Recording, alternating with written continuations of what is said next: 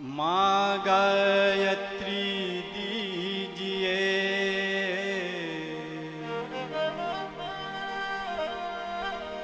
यह शाश्वत वरदान।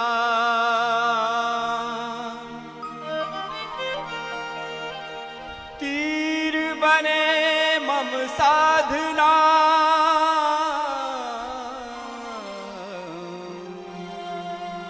सेवा कर्म कमान, सेवा कर्म कमान। जगत वंदे मां, शक्ति दो साधना दो। जगत वंदे मां, शक्ति दो साधना दो।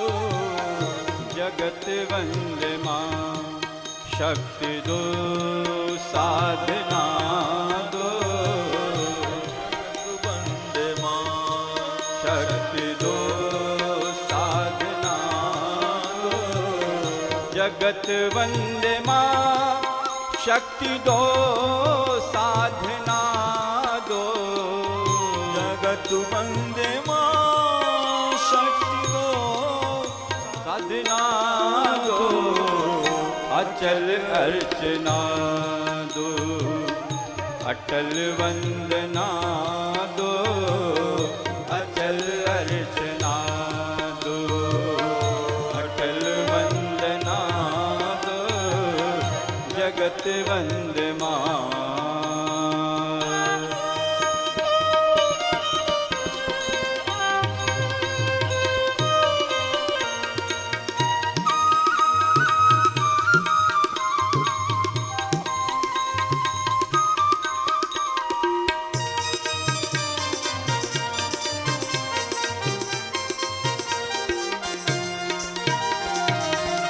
हमें भक्ति दो सर्वदा प्रेम मंडित।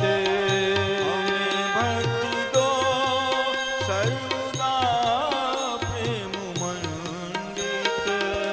हमें ज्योति दो वह सदा जो अखंडित। हमें ज्योति दो वह सदा जो इच्छा रहे ना बसे वासना। नहीं इच्छा रहे ना बसे वासना। तुम्ही में मगन मन यही कामना दो। तुम्ही में मगन मन यही कामना दो। जगत वंदे मां, शक्ति दो साधना दो। जगत वंदे मां।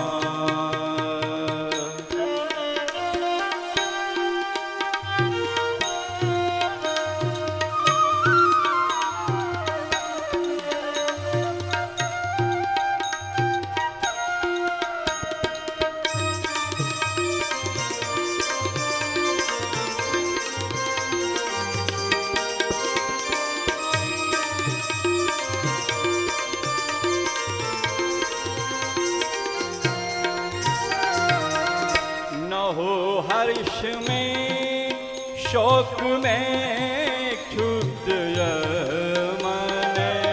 न हो हर्ष में शोक में क्षुब्ध यह मन। सतावे न सुख दुख कटे मोह बंधन। सतावे न सुख दुख कटे मोह बंधन।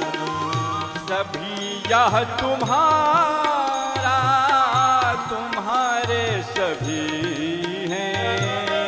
सभी यह तुम्हारा तुम्हारे सभी हैं। तुम ही सर्वमय हो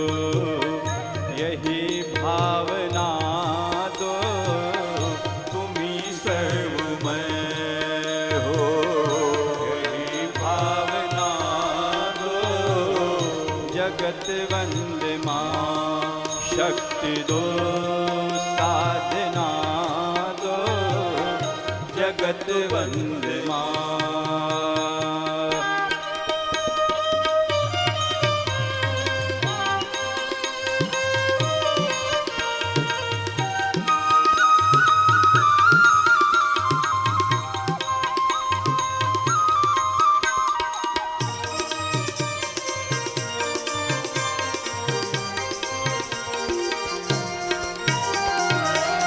कभी काम की कल्पना ना तपाए, कभी काम की कल्पना न तपाए, कभी क्रोध प्रतिशोध हो करन आए, कभी क्रोध प्रतिशोध हो करन आए, जले राग की आग में मन न मेरा, जले राग की आग में मन मेरा, यही धारणा दो मां, यही भावना दो, यही धारणा दो, यही भावना दो, जगत वंद्य मां, शक्ति दो साधना दो, जगत वंद्य मां।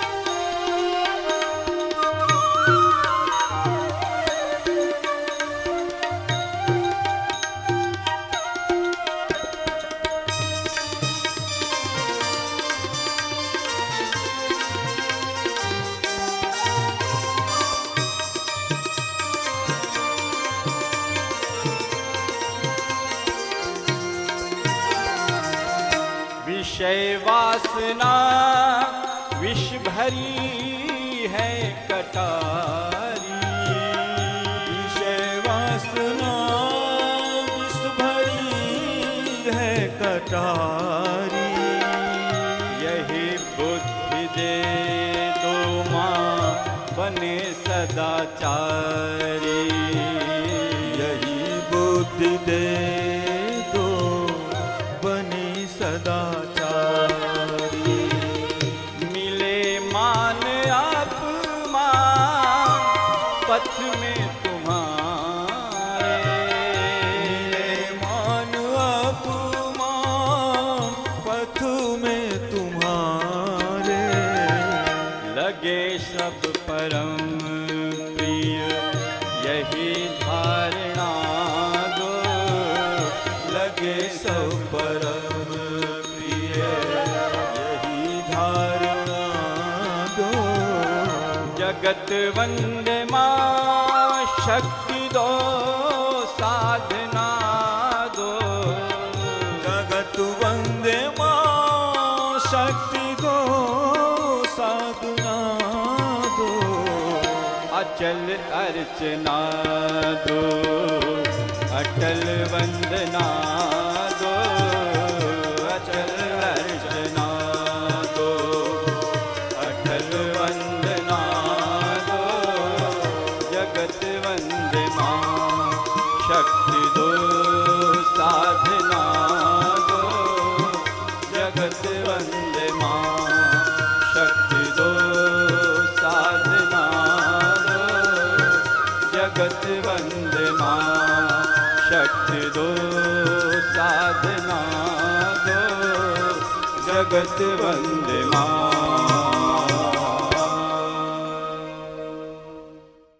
श्रीमद् भगवद गीता में व्यक्तित्व का मनोआध्यात्मिक स्वरूप एवं प्रकार, इस शीर्षक से हम पिछले 7 दिन से आपसे चर्चा कर रहे हैं।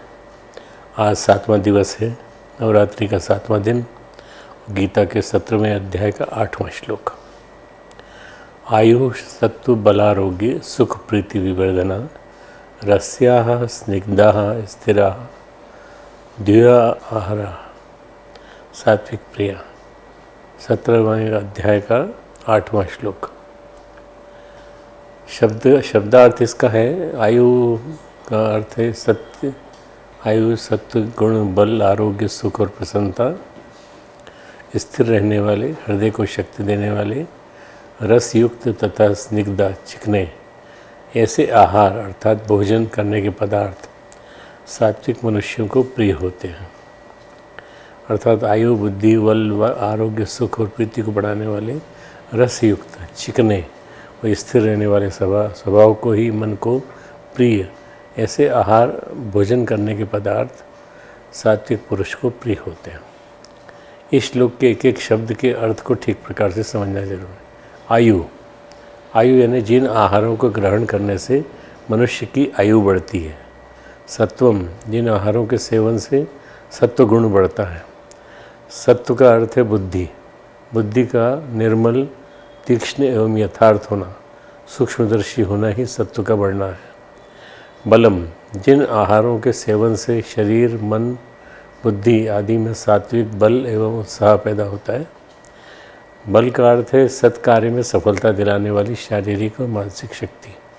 अतः मन व शरीर की शक्ति का बढ़ना ही बल का बढ़ना है। आरोग्य, जिन आहारों के सेवन से शरीर में निरोगता बढ़ती है वो आरोग्य प्रदायक आहार है। इसके अलावा मानसिक व शारीरिक रोगों का नष्ट होना भी आरोग्य का बढ़ना है।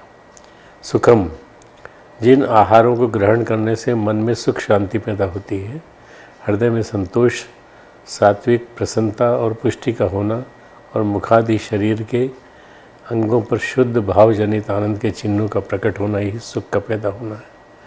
प्रीति विवर्धना, चित्तवृत्ति का प्रेम भाव संपन्न हो जाना और शरीर में प्रीतिजन चिन्हों का प्रकट होना, यही प्रीति का बढ़ना है। जिन आहारों को देखने मात्र से ही प्रीति पैदा होती है, जिसके कारण हमारे शरीर व मन में प्रसन्नता प्रकट होने लगती है, ये प्रीतिकर आहार है, बढ़ाने वाले आहार है। ऐसे तो अनुकूल आहार मिलने पर राजस पुरुष को भी प्रीति होगी, पर वो प्रीति परिणाम में विष हो जाएगी।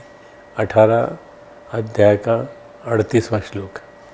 ऐसे ही तामस पुरुष को भी अपने मनोनुकूल आहार से प्रीति होगी, और प्रीति परिणाम में उनको मूढ़ता में अर्थात अति निद्रा, आलस्य और प्रमाद, खेल तमाशे, व्यर्थ बकवाद, दुर्व्यसन आदि में लगा देगी।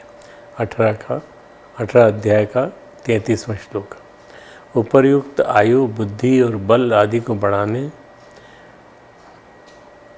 वाले जो सात्विक आहार हैं उनमें दूध, घी, शाक, फल, चीनी, गेहूँ, जौ, चना, मूंग और चावल आदि आते हैं। अब इन आहारों का लक्षण क्या होता है, यह इसके आगे वर्णन है। स्थिरा, जो आहार गरिष्ठ नहीं अपितु सुपाच्य है और जिनका सार बहुत दिनों तक शरीर में रहता है, शक्ति देता है। हृदय, ये शब्द बड़ा विलक्षण है। जो आहार हृदय फेफड़े आदि को शक्ति देने वाले तथा बुद्धि आदि में सौम्य भाव लाने वाले होते हैं, तथा जो गंदे और अपवित्र नहीं हैं, तथा जिन्हें देखते ही मन में सात्विक रुचि उत्पन्न होती है। रस्या, जिन आहारों में रस होता है, जैसे फल, दूध, खांड आदि रसयुक्त पदार्थ। स्निग्धा, तेल युक्त पदार्थ जैसे घी, मक्खन, बादाम, काजू, मूंगफली, तिल आदि तथा सात्विक पदार्थों से निकले हुए तेल आदि स्नेह युक्त भोजन के पदार्थ जो अच्छी तरह पके हुए तथा ताजे हों। आहाराः सात्विक प्रिया, ऐसा भोजन भोज्य, प्रेय, लेह्य, जो ये 4 प्रकार के जो भगवान ने बताए हैं, भोज्य, पेय, लेह्य और चोष्य, चूसने वाले, जो सात्विक मनुष्य को रुचिकर लगते हैं, ऐसे आहार में रुचि होने से उसकी पहचान हो जाती है कि मनुष्य सात्विक है। सात्विकता या सत्व से क्या तात्पर्य है? सात्विकता और सत्य का संबंध प्रकृति के सत्व गुण से है। सत्व गुण के बारे में भगवान श्री कृष्ण कहते हैं, तत्र सत्वम निर्मलत्वात् प्रकाश कमनायम सुख संगेन बधनाति कान संगेन चानग च अनघ, अनघ यानी पापनाशक। गीता 14वें अध्याय का 6ठा श्लोक। उन तीनों गुणों सत्व रज व तम में सत्व गुण तो निर्मल होने के कारण प्रकाश करने वाला और विकार रहित है। वह सुख के संबंध से और ज्ञान के संबंध से अर्थात उसके अभिमान से बांधता है। यदि हमारे जीवन में रज व तम की संतुलित मात्रा हो तो फिर जीवन में तीसरे तत्व का उदय होता है और वो है सत्व। सत्व का अर्थ है संतुलन, परम शुद्धि। सत्व का मतलब है जब हमारे भीतर की सारी विक्षिप्तताएं शांत हो गई हों, आलस्य शांत हो गया हो, फिर अब कोई अति बाकी न रही हो। इसके बारे में कबीरदास जी कहते हैं निरति, यानी अब कोई अति नहीं रही। जब जीवन में कोई अति नहीं रह जाती तो फिर सुरति जगती है। ये बहुत सुंदर है। ये निरति का जाना है न सुरति का आना, सुरति जागृत होती है। इसलिए जीवन में सत्वगुण संतुष्टि को लाता है, एक परितृप्ति देता है, व्यक्ति को उस योग्य बनाता है जिससे व्यक्ति सत्व रज के व तम के ऊपर जा सके, उस शिखर तक ले जा सकते हैं जिससे आगे उसके सत्वगुण को भी पार करना है। यदि एक त्रिकोण इस तरह से बनाया जाए इसमें कि दो कोण अधर में रज व तम हो, उसके शिखर में तीसरा सत्वगुण होगा। आधार में रज और सत्व और रज और तम और ऊपर सत्व। सत्वगुण अंत नहीं है, लक्ष्य नहीं है, बल्कि ये केवल संतुलन की एक दिशा है। सत्वगुण को पहचानने का एक लक्षण यह भी है कि वह व्यक्ति सात्विक है जिसके जीवन में कोई अति नहीं है, अतिवाद नहीं है, और जिसके जीवन में केवल संतुलन ही संतुलन है। जो न तो अति गृहस्थ है, न ही अति संन्यास्त है, जो न तो अति धन के पीछे लगा हुआ है, न अति त्याग में लगा है, जो न अति भोग में है, न अति विरोध में है, जो न अति राग में है, न अतिवाद सब जगह बुरा है, न अति विराग में है। इसके जीवन में एक गहन शांति है, इसके भीतर संतुलन की लय सध गई है। इसने अपने भीतर के विरोधों में सामंजस्य खोज लिया है। जिसने अपने तम और रज को जीवन के रथ में जोत लिया है, अब वे जीवन के रथ को खींचने में लगे हैं। साथ साथ विरोध में नहीं, एक दूसरे के साथ दुश्मनी में नहीं, बल्कि एक दूसरे के गहन सहयोग में। इस तरह तम और रज गुण जहाँ सहयोग होता है वहाँ प्रकृति के तीसरे गुण का उदय होता है, और वह तीसरा गुण सत्व होता है। यह वह पर्वत शिखर होता है जिसे हम हम कह सकते हैं कि वो पूरी तरह से पीक पर होता है, लेकिन इन त्रिगुण से पार पाने के लिए आखिरी स्थल है। इसलिए जब यहाँ छलांग लगती है तो व्यक्ति त्रिगुण के पार चला जाता है। प्रकृति के त्रिगुणों को एक त्रिकोण के भांति समझ सकते हैं। इस त्रिकोण के बीच के बिंदु को हम केंद्र समझ सकते हैं, इससे तीनों ही कोण गुण बराबर दूरी पर हैं। इस त्रिकोण के आधार में दो कोण हैं, तम व रज, और ऊपर की ओर तीसरे कोण में सत्व गुण। अब आपको समझ में आ गया होगा, ऐसे इस तरह से तम रज, ऊपर की ओर तीसरे कोण में सत्व गुण। अब जीवात्मा चाहे तो रज से सत्व की ओर जाए या तम से सत्व की ओर। उदाहरण के लिए महर्षि वाल्मीकि पहले एक रत्नाकर डाकू थे, लोगों को मारते थे, उन्हें लूटते थे, परिवार का भरण पोषण करते थे। लेकिन एक बार जब उन्हें मार्ग में नारद जी मिले तो उन्होंने इस बात का ज्ञात कराया कि ये वो गलत कार्य कर रहे हैं, उन्हें सन्मार्ग पर चलाने के लिए और जीवात्मा का उद्धार करने के लिए नारद जी ने मरा मरा मंत्र जपने को दिया। नारद जी को यह पता था कि डाकू रत्नाकर की जीवात्मा अभी गहन तमस से घिरी हुई है। ऐसे में वे राम नाम का मंत्र जप नहीं कर पाएंगे, और मरा मरा जपते हुए एक दिन वे राम नाम की महिमा समझ जाएंगे। रत्नाकर डाकू भी अपनी धुन के बड़े पक्के थे। मरा मरा मंत्र जाप करने लगे, फिर उन्हें कुछ होश नहीं रहा कब उनका मरा मरा मंत्र राम राम के मंत्र में बदल गया, और मंत्र जाप करते करते कितने साल बीत गए उन्हें इस बात का भान भी नहीं हुआ। इस बीच उन्हें अपने शरीर का भी ध्यान नहीं रहा। उनके शरीर पर दीमकों ने अपना घर बना लिया। जब उनकी तप साधना पूरी हुई, उन्हें ज्ञान हुआ तो वे दीमकों के घर से बाहर निकले। क्योंकि दीमकों के घर को वाल्मीकि कहा जाता है, इसलिए उनका नाम भी ऋषि वाल्मीकि हो गया। इस तरह महर्षि वाल्मीकि, जो कि पहले एक डाकू थे, घोर तमस से घिरे थे, मंत्र जप के द्वारा सत्वगुण में प्रतिष्ठित हुए। उनकी यात्रा तमोगुण से सत्वगुण की ओर हुई, और फिर वे इन तीनों से भी पार हुए और आत्मज्ञान को प्राप्त हुए। तमस से सत्वगुण की यात्रा बड़ी कठिन है, क्योंकि तमस के कारण यात्रा करने का मन ही नहीं होता। फिर यात्रा कौन करे? रज से भी यात्रा करना कठिन है, लेकिन उतनी कठिन नहीं जितनी तमस से। फिर भी कठिन है, क्योंकि रजस में व्यक्ति यात्रा तो करता है लेकिन उसे रुकना नहीं आता, और लक्ष्य पर भी रुकता नहीं है। तमस गुण वाला व्यक्ति ऐसे ही बैठा रहता है, आगे बढ़ता नहीं, जैसे वो अपने मंजिल पर ही पहुंच गया हो। और रज वाला व्यक्ति इतना चलता है कि वो मंजिल के पास से भी गुजर जाता है, वहाँ रुकता नहीं, ठहरता नहीं, समझता है यह भी एक मार्ग है। इस गंभीर बात को बड़े सरल उदाहरण से समझ सकते हैं। बचपन में कई बार हमने कहानी सुनी है, इसमें एक जंगल में आग लग जाती है, सब दौड़ने भागने लगते हैं। वहाँ जंगल में एक लंगड़ा और अंधा व्यक्ति होता है, दोनों ही जंगल में लगी आग से अपनी जान बचाना चाहते हैं। लंगड़ा चल नहीं सकता लेकिन देख सकता है, अंधा देख नहीं सकता लेकिन चल सकता है। जंगल में किसी तरह से जब दोनों मिलते हैं तो युक्ति से काम लेते हैं। लंगड़ा व्यक्ति अंधे व्यक्ति के कंधे पे बैठ जाता है, रास्ता बताता है, और अंधा व्यक्ति उस रास्ते पर चलता जाता है। इस तरह दोनों जंगल की आग से जलने से बच जाते हैं। यह कहानी बड़ी ही मनोवैज्ञानिक और दार्शनिक है। इस कहानी में बहुत सारे रहस्य व अनजाने पहलू छिपे हैं, इनमें से कुछ को समझना बहुत ज़रूरी है। यहाँ पर लंगड़ा व्यक्ति तमस का प्रतीक है, क्योंकि देख सकता है लेकिन चल नहीं सकता, और अंधा व्यक्ति रजस का प्रतीक है, जो चल तो सकता है, दौड़ तो सकता है, लेकिन देख नहीं सकता। इसलिए वो मंजिल के पास से भी दौड़ता हुआ निकल जाता है। मार्ग सामने होने पर भी, लक्ष्य सामने होने पर भी वहाँ से गुजरता नहीं, वहाँ पर ठहरता नहीं, बस चलता चला जाता है, दौड़ता रहता है। क्योंकि रुकने के लिए, ठहरने के लिए दृष्टि चाहिए। बस यही स्थल है जहाँ पर हमें रुकना है, और यही सही मार्ग है जहाँ से आगे बढ़कर हमें लक्ष्य तक पहुँचना है।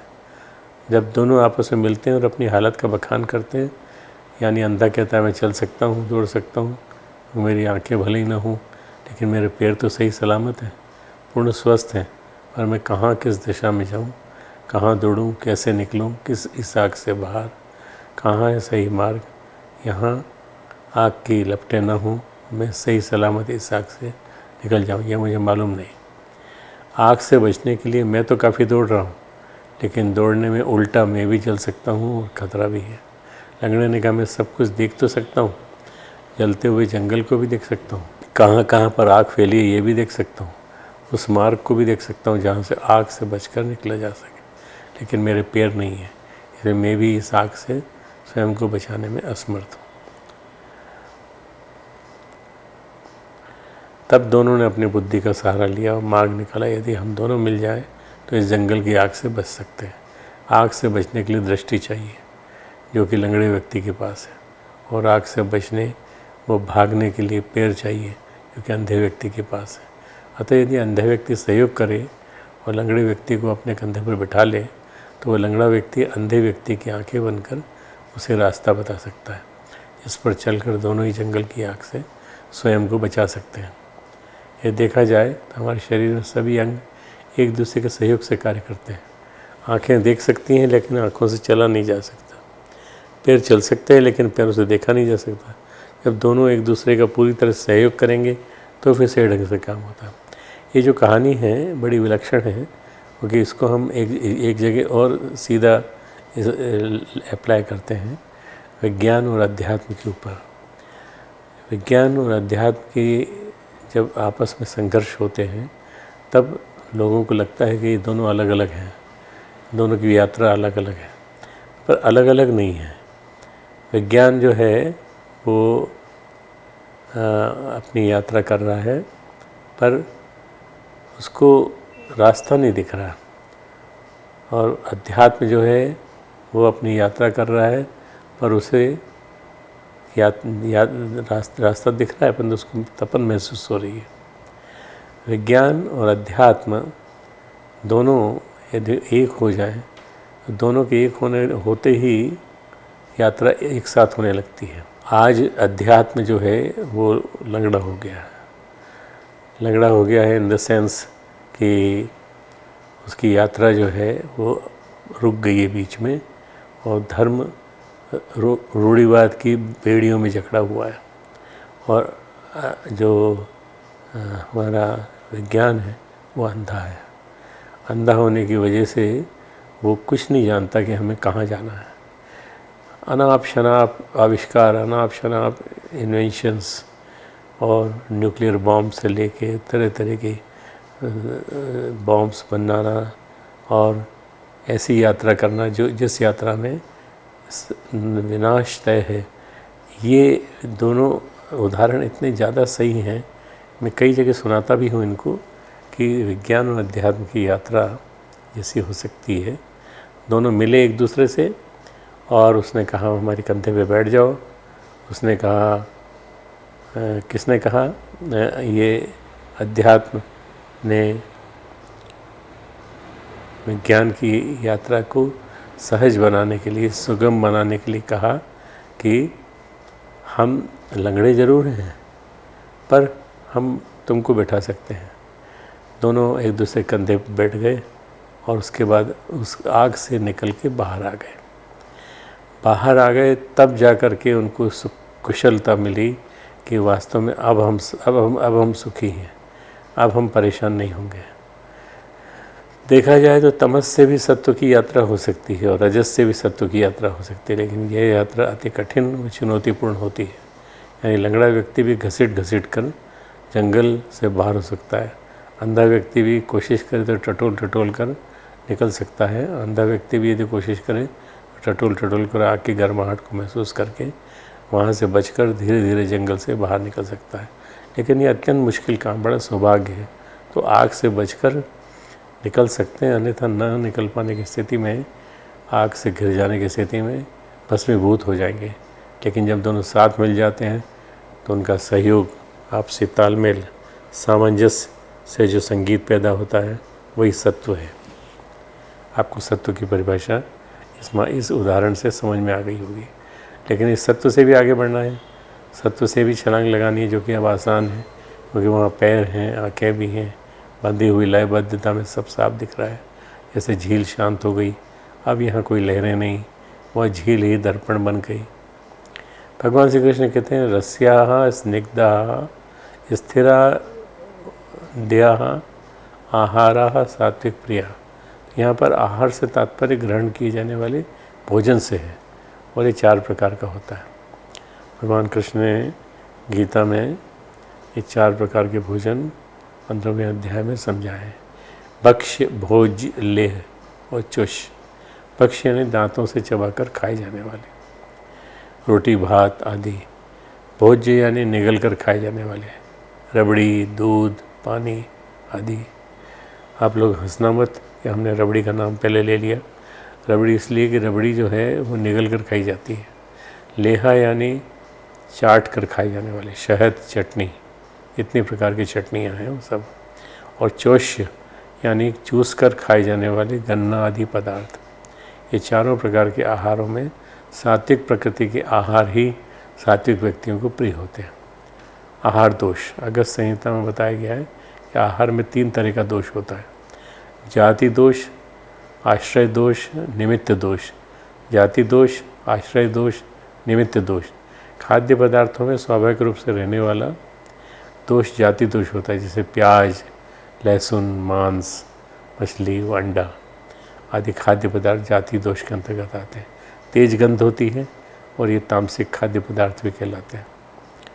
ये इसको नवरात्रि में विशेष रूप से बिल्कुल नहीं खाते, पर मैं ये सलाह दूंगा कि इसे बिल्कुल न खाया जाए, क्योंकि ये इनकी जाति विशेष होती है और उससे हमारे शरीर का सत्व जो है वो गड़बड़ाता है। आश्रय दोष वह है जिसमें कोई खाद्य पदार्थ निकृष्ट व्यक्ति या स्थान का आश्रय प्राप्त कर लेता है तो उसके संपर्क के कारण उसमें आश्रय दोष आ जाता है। जैसे कसाई की दुकान या शराब खाने में रखा हुआ पवित्र कहा जाने वाला दूध भी आश्रय दोष के कारण अपवित्र हो जाता है। लेकिन जब पवित्र स्थान में रखी हुई वस्तु भी अपवित्र जीव के संपर्क में आने से अपवित्र हो जाती है तो इसे निमित्त दोष कहते हैं। जैसे मंदिर के प्रांगण में रखे हुए दूध को कुत्ता या बिल्ली पी जाए, दूध में मक्खी या अन्य कीड़ा मकोड़ा आदि गिर जाए तो वह अपवित्र हो जाता है। अतः सात्विक आहार इन तीनों प्रकार के दोषों से रहित होता है। इसके अलावा बासी भोजन, अपवित्र झूठा भोजन, दुर्भावना से बना हुआ भोजन, दूषित स्थान पर रखा हुआ भोजन और गंदे व अपवित्र हाथों से छुआ हुआ भोजन भी अशुद्ध होता है और व्रत उपवास आदि सात्विक धार्मिक प्रक्रियाओं में यह वर्जित होता है। लेकिन जो भोजन पवित्रतापूर्वक बनाया जाए और उसका श्रद्धापूर्वक देवी देवताओं को भोग लगाया जाए, ऐसा भोजन शुद्ध व सात्विक होता है। इसके अलावा चोरी, ठगी, विश्वासघात, अन्यायपूर्वक अर्जित धन से बनाया गया भोजन, चाहे जितने भी सात्विक आहार सामग्री हो, शुद्धता पवित्रता को ध्यान रख के बनाया गया, लेकिन वो असात्विक माना गया है। प्याज, लहसुन, मांस, मछली, अंडा, सड़ा गला, रूखा सूखा, तेल में पका, तीखे मिर्च मसालों वाला, तीखी गंध वाला भोजन तामसिक होता है। ऐसा भोजन ग्रहण करने से मनुष्य का मन, बुद्धि व आचार विचार बिगड़ जाते हैं। अतः व्रत आदि में ऐसे भोजन को ग्रहण करने की मनाही। मैं व्रत आदि का नहीं कहूँगा, मैं तो सभी स्थानों पर अगर आपको अपनी आध्यात्मिक प्रगति करनी है तो कभी भी मत खाइए इसको। सामान्यतः शाकाहारी भोजन का अर्थ निरामिष या प्योर वेजिटेरियन आहार से लिया जाता है, किंतु व्रत एवं अनुष्ठान आदि के संदर्भ में शाकाहारी भोजन का अर्थ अविष्यान्न से है।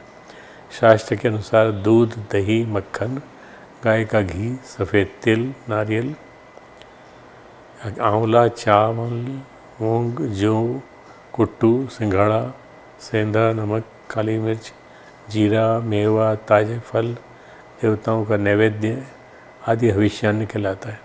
इसलिए पूजा पाठ एवं व्रत में ये हविष्यान्न ही ग्रहण करना चाहिए, ऐसा विद्वानों का मत है। अध्यात्म विद्या के वैज्ञानिक ऋषियों ने बहुत पहले ही आहार के सूक्ष्म गुणों का अत्यंत गंभीरतापूर्वक अध्ययन किया और यह पाया कि प्रत्येक खाद्य पदार्थ अपने में सात्विक, राजसिक, तामसिक गुण धारण किए हुए हैं और इन गुणों को धारण किए हुए पदार्थ खाने से मनोभूमि का निर्माण भी वैसे ही होता है। देखिए, आहार का मन से कितना सीधा संबंध है। अन्नो वही मनः, अन्न से ही मन बनता है।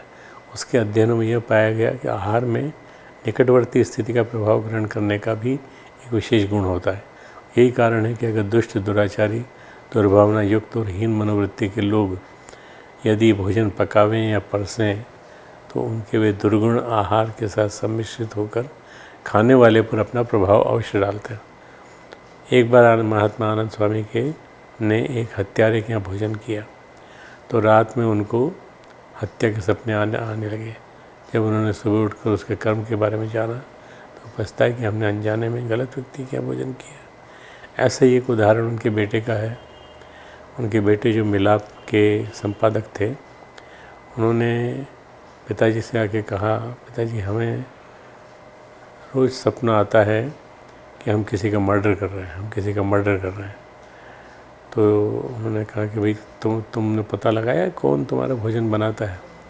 तो पता चला कि जो भोजन बनाता है वो उसने वार्डन जो है उनका, उसने कहीं मर्डर किया था और उसके बाद उनका भोजन बनाता है। अभी कोई गलत काम नहीं कर रहा है पर वो भोजन रोज़ लाता है। उन्होंने कहा तुम उसको बदल दो। फिर वो वार्डन बदल दिया और बदलने के बाद देखते देखते उनके आहार में परिवर्तन आ गया। न्याय और अन्याय से, पाप और पुण्य से कमाए हुए पैसे से जो आहार खरीदा गया है उससे भी उसे ग्रहण करने वाले व्यक्ति प्रभावित होता है। तो अनिति की कमाई से जो आहार खाने के लिए पकाया जाता है वह उसे ग्रहण करने वाले व्यक्ति को प्रभावित करता है, जिसके कारण वह भी अनिति से कमाई करने के लिए प्रेरित हो जाता है। इन बातों को ध्यान में रखकर ही उपनिषदों में ऋषियों ने साधक को सतोगुणी आहार अपनाने के लिए बहुत जोर दिया है। साधक, साधना करने वाले के लिए मद्य, मांस, प्याज, लहसुन, मसाले, चटपटे, उत्तेजक, नशीले, गरिष्ठ, बासी आदि तमोगुणी प्रकृति के पदार्थ त्याग देने योग्य हैं। इसी प्रकार दुष्ट प्रकृति के लोगों द्वारा बनाया हुआ अथवा अनिति से कमाया हुआ आहार भी सर्वथा त्याज्य है। अब किसके यहाँ भोजन कर रहे हैं मालूम नहीं, पर अगर किसी के यहाँ भोजन कर रहे हैं और उसने गलत सोर्सेस से उसका भोजन बनाया है तो गलत है, आप मत खाइए उनके। इन बातों का विशेष रूप से आहार के संदर्भ में साधक द्वारा ध्यान रखना जरूरी है। कई ऋषि मुनि, कई महापुरुष जब भोजन करते हैं तो ध्यान रखते हैं इस बात का, और जब वो ध्यान रखते हैं तो वो अनावश्यक भोजन नहीं करते, उसको वो बीच में छोड़ देते हैं, अन्यथा वो अपनी साधना से दिग्भ्रमित, दिशा भ्रमित हो सकता है, अपनी साधना से भटक सकता है। उपनिषदों में आहार के संदर्भ में अनेक महत्वपूर्ण उपदेश दिए गए हैं। ग्रहण किए जाने वाले आहार के अन्न के 3 भाग होते हैं। स्थूल भाग मल बनता है, मध्यम भाग मांस बनता है, सूक्ष्म भाग मन बनता है। इस तरह पीने वाले के जल के भी शरीर में प्रवेश करने के उपरांत 3 भाग होते हैं। उसका जो स्थूल भाग है वह मूत्र बनता है, जो मध्यम भाग है वो रक्त बन जाता है, और जो सूक्ष्म भाग है वो प्राण हो जाता है। अतः हे सौम्य, मन अन्नमय है, प्राण जलमय है और वाक तेजोमय है। छांदोग्य उपनिषद अध्याय 6 खंड 5। आहार में अभक्ष त्याग देने से चित्त शुद्ध हो जाता है, इसलिए आहार शुद्धि से चित्त की शुद्धि स्वयं हो जाती है। जब चित्त शुद्ध हो जाता है तो क्रम से ज्ञान होता है और अज्ञानता की ग्रंथियाँ टूटती जाती हैं। पाशुपत ब्रह्मोपनिषद। आहार शुद्धि से अंतःकरण की सत्व शुद्धो अंतःशुद्धो सत्व शुद्धो। अंतःकरण के शुद्ध होने से भावना दृढ़ हो जाती है, भावना की स्थिरता से हृदय की समस्त गांठें खुल जाती हैं। छांदोग्य उपनिषद के अनुसार अथर्ववेद में अनुपयुक्त अन्न को त्याज्य ठहराया गया है। प्राचीन काल में हर व्यक्ति आहार ग्रहण करने से पूर्व ये देखता था वो अन्न किस प्रकार के व्यक्ति के द्वारा उपार्जित व निर्मित है। उसमें थोड़ा भी दोष होने पर उसे त्याग दिया जाता था। केवल पुण्यात्माओं का अन्न ही लोग स्वीकार करते थे, और किसी के पुण्यात्मा होने की एक कसौटी यह भी थी कि लोग उसका अन्न ग्रहण करते हैं कि नहीं। अथर्ववेद 9/6/25 में यह कहा गया है, सर्वो वा एष जगद पापमा यस्यान्नम अश्नति, अर्थात वही पुण्यात्मा है जिसका अन्न दूसरे खाते हैं। आज भी ये प्रथा ग्रामीण क्षेत्रों में किसी न किसी रूप में प्रचलित है। जिनके आचरण अनुचित समझे जाते हैं उनके यहाँ का जल अन्न ग्रहण न किया जाए। जातिच्युत होने में भी यह दंड मुख्य होता है। वाल्मीकि रामायण में अंतःकरण को देवता के रूप में प्रस्तुत करते हुए कहा गया है, यदन्न पुरुषो भवति तदन्न तस्य देवता। मनुष्य जैसा अन्न खाता है वैसे उसके देवता खाते हैं। खुदान्य खाकर साधना करने से साधक का इष्ट भी भ्रष्ट हो जाता है। इसमें जिस प्रतिफल की आशा की गई थी वो प्रायः नहीं हो पाती। आहार के संदर्भ में छांदोग्य उपनिषद में कहा गया है, यावत साधन समाप्ति शरीर धारणम च अवश्यम कारणम न्यायाजित धनेन महायज्ञादिकम कृत्वा तच्छिष्टाशनेन एवं शरीर धारणम कार्यम आहार शुद्धो सत्व शुद्धि। मैं जो आपको उस समय श्लोक सुना रहा था, आहार शुद्धो सत्व शुद्धि, सत्व शुद्धो ध्रुवा स्मृति। छांदोग्य उपनिषद 7वें अध्याय का 26वां श्लोक और उसका दूसरा खंड। जब तक साधना की समाप्ति न हो जाए तब तक शरीर को धारण करना आवश्यक है। वही शरीर संरक्षण न्याय से उपार्जित धन के द्वारा महायज्ञ आदि करके उससे बचे हुए अन्न के आहार से ही धारण करना उचित है, क्योंकि आहार की शुद्धि से अंतःकरण की शुद्धि होती है और उससे निश्चित स्मृति, ध्रुवा स्मृति इत्यादि श्रुति प्रसिद्ध है। आहार के संबंध में ऋग्वेद में एक श्लोक है, नमा तमन्न शमन्नो तदन्न वोचाम माँ सुनो तेति सोमम यो मे प्रथाद्यो तदध्यो निबोधाद्यो माँ सुन्वन्तु उप गोभिरावत। अर्थात हे मनुष्यों, जो खाद्य पदार्थ शरीर को शक्ति देता हुआ तृप्ति प्रदान करे और रोज ओज कांति और सुख दे, इंद्रियों को शक्ति प्रदान करे, जिससे इंद्रियां कर्म रूप हेतु यज्ञ हेतु सक्षम रहे, वही सेवन योग्य है। अविचिन्न जिससे श्रम करने की शक्ति का ह्रास हो, आलस्य या नशा उत्पन्न हो, ऐसी औषधियाँ, खाद्य पदार्थ इत्यादि का सेवन मत करो। इसमें थोड़ा ध्यान रखना पड़ेगा। हम लोग जो औषधि खाते हैं उस औषधि में भी प्रभाव पड़ता है, उस औषधि का भी। तो वो औषधि कहीं हम ले तो नहीं रहे।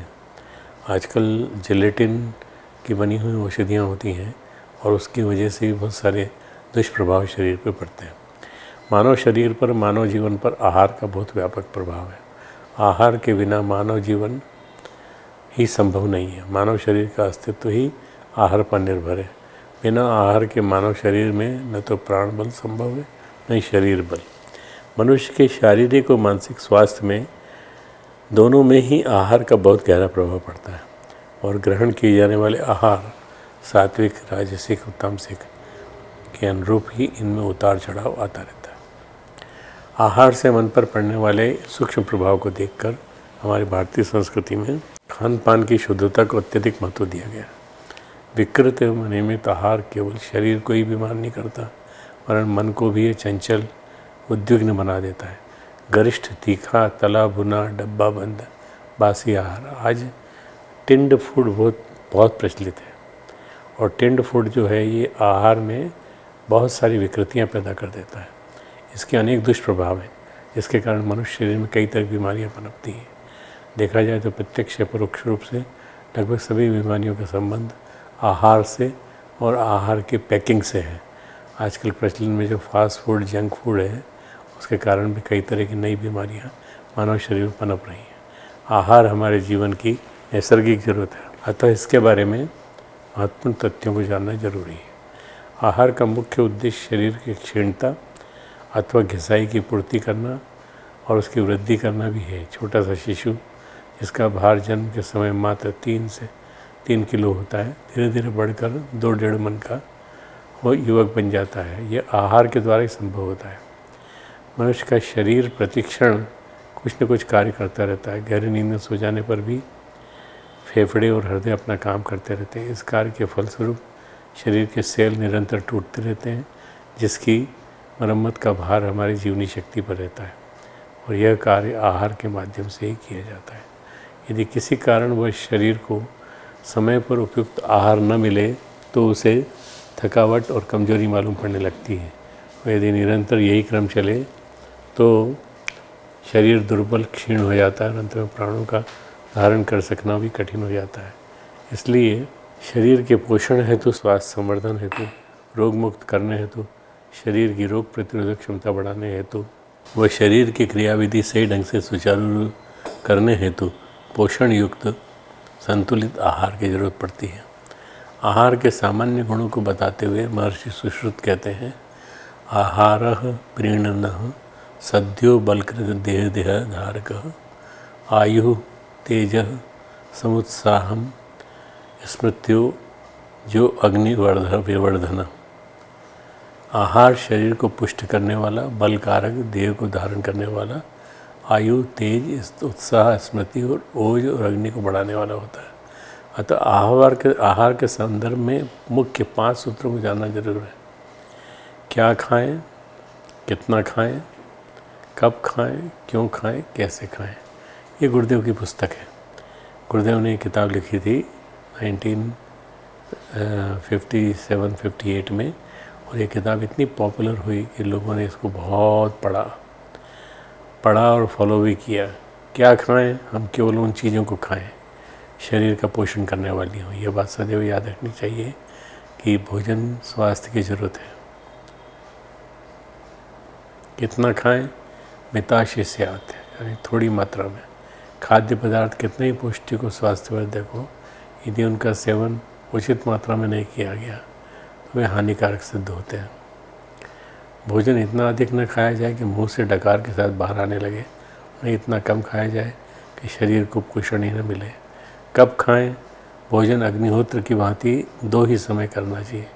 प्रथम भोजन 12 बजे से पूर्व, दूसरा भोजन सायंकाल 7 से पहले। आयुर्वेद में भी 2 बार भोजन करने का विधान है। अपने भोजन का समय निश्चित और उचित मात्रा में करने से भोजन समय से पच जाता है। अतः भोजन दिन भर में अधिक से अधिक 2 बार, और वह भी कड़ी भूख लगने पर करना चाहिए। जब तक खाते रहना, नियमित भोजन के अलावा कई बार नाश्ता कर लेना, इसी तरह से विवेकपूर्ण निर्णय नहीं है।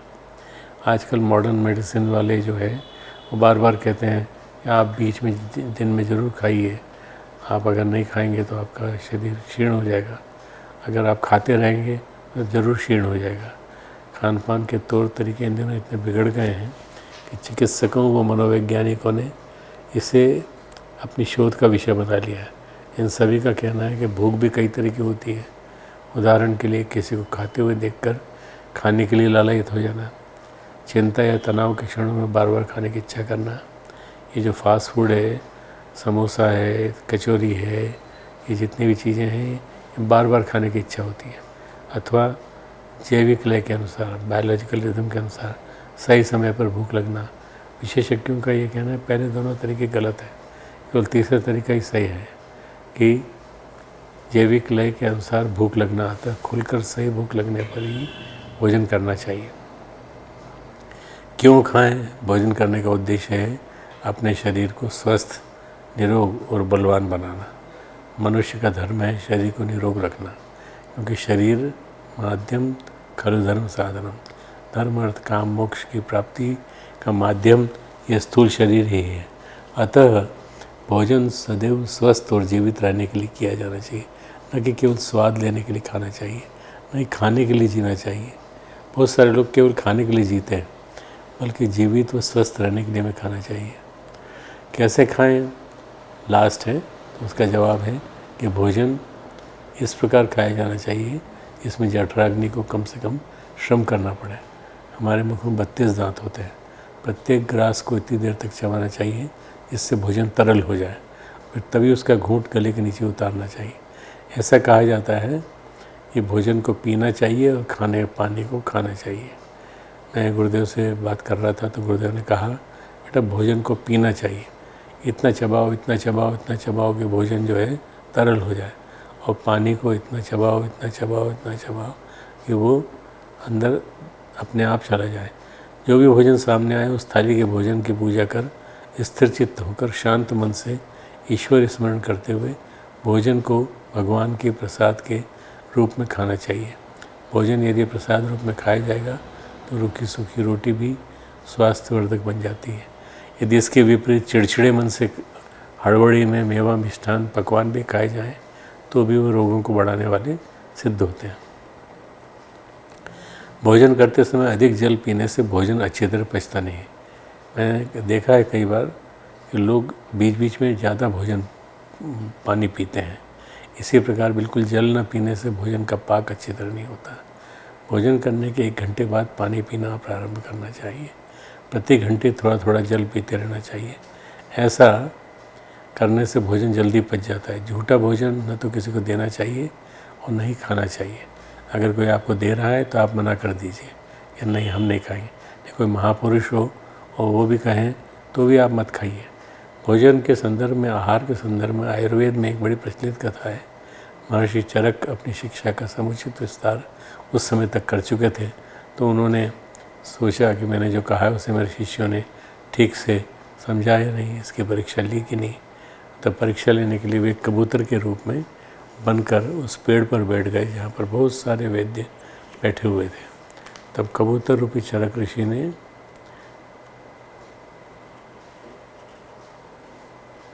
अपनी भाषा में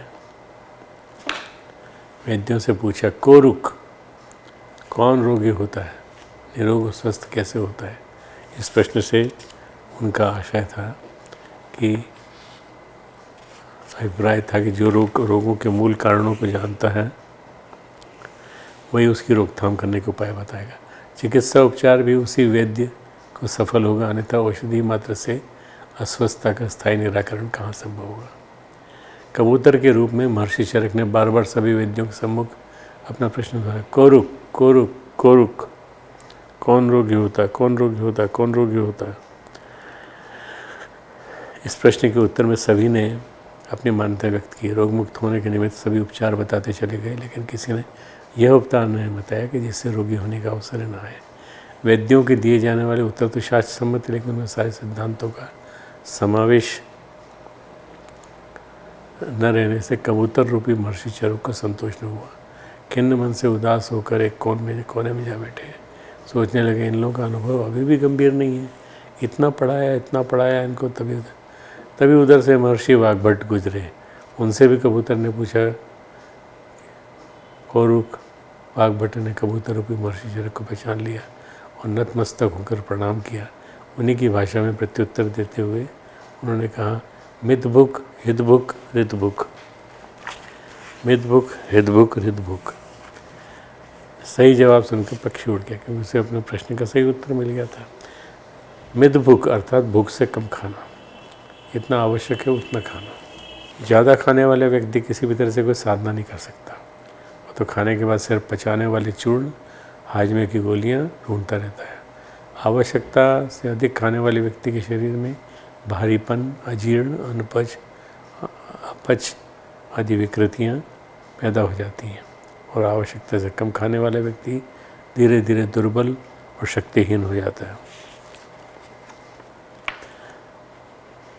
इसलिए चाहे घर में खाया जाए, चाहे बाहर खाया जाए, आजकल बाहर खाने का बहुत प्रचलन हो गया है, और इसी वजह से बहुत ज़्यादा दिक्कतें हो रही हैं। हितभुक अर्थात सात्विक खाना। सात्विक स्वस्थ व्यक्ति वह है कि हितभोजी है। हितभोजी यानी स्वास्थ्य के अनुकूल उपयोगी पदार्थ ही भोजन के रूप में ग्रहण करता है। ऐसा व्यक्ति स्वाद के लिए नहीं खाता, बल्कि स्वास्थ्य के लिए खाता है। हृदभुक अर्थात न्यायोपार्जित खाना। हृद का संबंध पवित्रता एवं चेतना की निर्मलता से है। हृद का अर्थ भोजन में समाई हुई भावनाओं से जुड़ा है। भोजन बनाने वाले की भावनाएं क्या है, फिर उसे खाने वाले की निष्ठा कैसी है, कर्तव्य निष्ठा है कि नहीं। हृद भोजन को वही तैयार कर सकता है जो भावनाशील है, जिसमें माँ की ममता है। इसलिए इस भोजन को वही खा सकता है जो मुफ्त का नहीं खाता, दूसरों को शोषण नहीं करता। यह बात ध्यान रखनी चाहिए कि हम दूसरों को जितनी ज़्यादा सद्भावना अर्पित करते हैं, उतना हमारा आंतरिक बल बढ़ता है। दूसरों की आहा के साथ हमारा जो भोजन हमारे पेट में जाता है, वो हमारी भावना को विकृत बनाता है। इसलिए आहार का मूल्यांकन चेतना के विकास का मूल्यांकन है। हृत आहार का स्वरूप हमारी चेतना को परिष्कृत या विकृत करता है।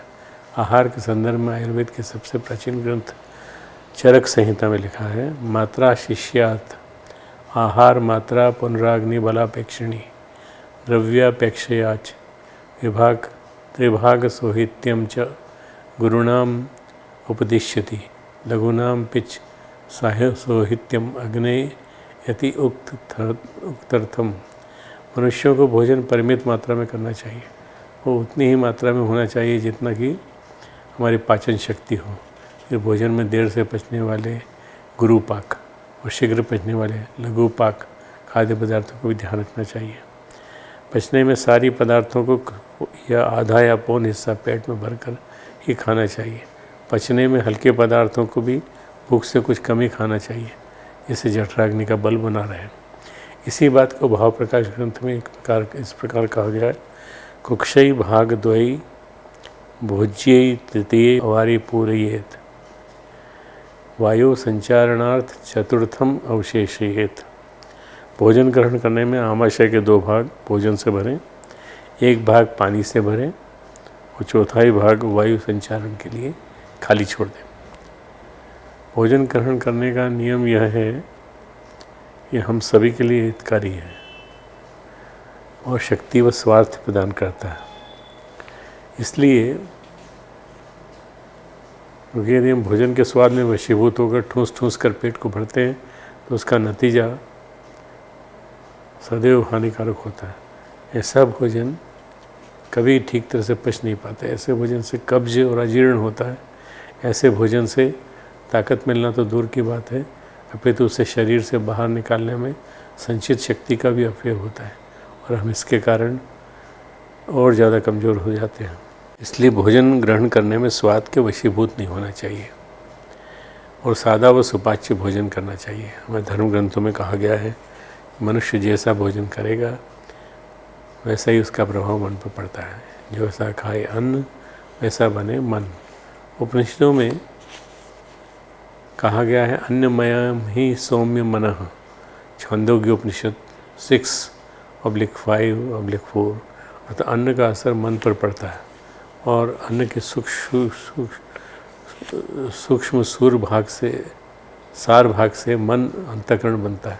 अतः मन को शुद्ध पवित्र बनाने के लिए भोजन भी शुद्ध पवित्र व सात्विक होना चाहिए। इस प्रकार भोजन का प्रभाव मन पर पड़ता है, उसी प्रकार मन के विचारों और उसकी अवस्था का असर भी ग्रहण किए जाने वाले भोजन पर पड़ता है। मैं इसका उदाहरण दे चुका हूँ आपको अभी। इसलिए भोजन के समय शांत प्रसन्नचित्त होकर भोजन ग्रहण करने के लिए कहा गया है। इसका आशय यही है, किसी प्रकार की उत्तेजना, आवेश, क्रोध या मानसिक हलचल की अवस्था में किया हुआ भोजन ठीक तरह से नहीं पचता और न उससे शरीर को उचित लाभ होता है। इतना ही नहीं, कई बार तो विशेष उत्तेजना की अवस्था में किया हुआ भोजन प्रत्यक्ष रूप से हानि पहुंचाता है। तृष्णा भय क्रोध परिलुप्तेन लुब्धेन रुग्धेन निपीड़ितेन प्रद्वेष युक्तेन वा सेव्यमान अन्ने न सम्यक परिपाक्यते। भाव प्रकाश कहता है, तृष्णा भय क्रोध लोभ शोक दैन्य ईर्ष्या द्वेष आदि के भाव जिस समय मन में उठ रहे हों, इस समय किसी याति या किसी रोग का आक्रमण हो रहा हो, उस अवस्था में किया गया भोजन ठीक तरह से नहीं पचता। मनुष्य को जो भोजन प्रिय होता है वह अकारण ही प्रिय नहीं होता, बल्कि भोजन उसके संबंध में ये भी बताता है किस प्रकृति का है, कैसे उठता है, कैसे बैठता है, कैसे चलता है। उससे भी व्यक्ति के बारे में, उसके भीतर की चेतना के बारे में खबर मिलती है। कोई भी व्यक्ति कैसा व्यवहार करता है, कैसे सोता है, उससे भी उसके बारे में, उसके संबंधों के बारे में संकेत मिलते हैं। जो व्यक्ति सत्व से भरा होता है वह संतुलित भोजन करता है, सात्विक भोजन करता है। भोजन न तो अति ठंडा होता है, न ही अति गर्म। उतना ही गर्म भोजन करता है जितना शरीर की जठराग्नि से मेल खाता है। उतना ही ताप वाला भोजन करता है जितने ताप का उसका पेट है। और थोड़ा सा उष्ण, एकदम गर्म नहीं, एकदम ठंडा नहीं, वैसा भोजन करता है। आजकल क्या हो गया है कि फ्रिज में रखा हुआ बासी भोजन सब के सब आदमी वो उसी को करते हैं। गर्म, थोड़ा गर्म कर लाओ इसको अंदर से। अब गर्म कर लाओ तो इसका मतलब ये कि भोजन जो है वो गर्म होगा तो उतना ही ज़्यादा दुष्प्रभाव पैदा करेगा। वैसा भोजन करता है जिससे उसका शरीर तालमेल पाता है। इस प्रकार सात्विक व्यक्ति शरीर के ताप के अनुसार भोजन करता है। ऐसा भोजन जो कि शरीर के ताप के अनुसार होता है, आसानी से पचता है, शरीर के स्वास्थ्य के लिए लाभकारी होता है, शरीर को पुष्ट करने की सामर्थ्य रखता है, उसका संरक्षण करने, उसकी रोग प्रतिरोधक क्षमता बढ़ाने में भी यह भोजन सहकारी सहयोगी होता है। अतः ऐसा भोजन व्यक्ति की आयु को स्वभावतः बढ़ाएगा, क्योंकि ऐसा भोजन ग्रहण करने वाला व्यक्ति प्रकृति की समसूरता में जीता है, प्रकृति के अनुसार जीता है। अतः उसकी बुद्धि स्वतः शुद्ध होगी, आहार शुद्ध हो, सत्व शुद्ध हो, तीक्ष्ण होगी, स्वच्छ होगी, क्योंकि शुद्ध आहार ग्रहण कर रहा है। शुद्ध आहार सात्विक होता है, शाकाहारी होता है, न कि मांसाहारी। ऐसा आहार ग्रहण करने पर वो उत्तेजना प्रदान नहीं करता, वरन शांति देता है, स्निग्धता देता है, प्रीति को बढ़ाता है। हाँ, सात्विक आहार विहार का उदाहरण भगवान श्री राम और जानकी हैं, जिन्होंने 14 वर्ष के वनवास के दौरान सात्विक आहार, केवल कंदमूल फल ही ग्रहण किए। इस अवधि में लक्ष्मण जी ने आहार ही ग्रहण नहीं किया, वे तो प्राणवायु के आधार पर ही जीवित रहे। भगवान श्री राम के अनुज भ्राता भरत जी तो अयोध्या में रहकर ही वनवास का जीवन जिए, उन्हीं की भांति कंदमूल फल सात्विक आहार ग्रहण करते रहे। सात्विक भोजन और सात्विक दिनचर्या किस तरह व्यक्ति का जीवन प्रकाशित कर देती है और उसे विभूति संपन्न बना देती है, उसका उदाहरण चित्रकूट में एक महात्मा है, जानकी शरण दास। बड़े सीधे साधे अनपढ़ थे और चित्रकूट में स्फटिक शिला के पास रहकर साधना करते थे। उन्हें कोई विशेष क्रियाएं नहीं आती थी, नहीं अनपढ़ होने के कारण पुस्तकें पढ़कर ज्ञान नाम ले सकते थे। अतः बस राम नाम का जप करना ही उनकी साधना थी। और इसी साधना की प्रगाढ़ता से उनका चंचल मन स्थिर हो गया। मन के स्थिर होते ही उन्हें अपनी खाने पीने की सुध भी नहीं रही, इसलिए वह आसपास की जगहों से रोटी मांग लाते थे और अपनी उन्हीं रोटियों से अपना सप्ताह भर का काम चलाते थे। वे दिन भर सिर्फ एक बार सूखी रोटी वहीं पयस्विनी नदी के जल में डुबोकर खाते थे, जप का क्रम दोहराते थे। उनकी इस दिनचर्या का प्रभाव ये हुआ कि लगातार जप के प्रभाव ने उनके मन को स्थिरता दी, शांति दी। उनके चंचल मन की वृत्तियाँ थमने लगी, उनकी चित्त भूमि धीरे धीरे निर्मल हो गई। संयम भी उनका स्वतः सद गया, जिसके कारण उन्हें स्वयं इस सब बातों का ज्ञान होने लगा।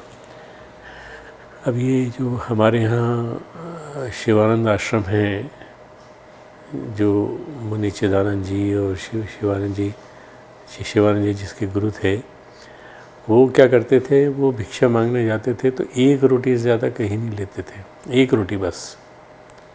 और एक रोटी लेते और एक रोटी से वो महीने भर टुकड़ों में डुबो के पानी में, गंगा जल में डुबो के खाते थे बस।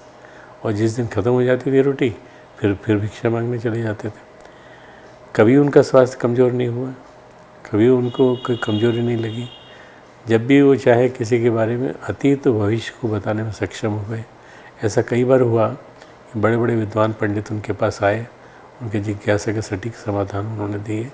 कपड़ों में लिपटी हुई पुस्तकों के किस पृष्ठ में क्या लिखा है यह भी उन्होंने अक्षर से सही बता दिया।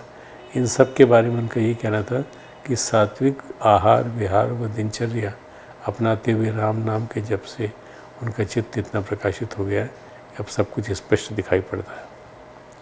देखा जाए तो जितने भी तपस्वी हैं, साधनारत साधक हैं, वे अपनी साधना की अवधि में सात्विक आहार ही ग्रहण करते हैं, क्योंकि आहार ही उनकी साधना में सहायक होता है। उनकी साधना जो है सबसे बड़ी साधना आहार साधना, उनकी साधना को सफल बनाने में यही सहयोगी होती है। आज की बात आहार की पराकाष्ठा के साथ यही समाप्त। जो हमने अभी आहार प्रकरण कल चालू किया था उसको आज समापन करते हैं। आज की बात यही समाप्त।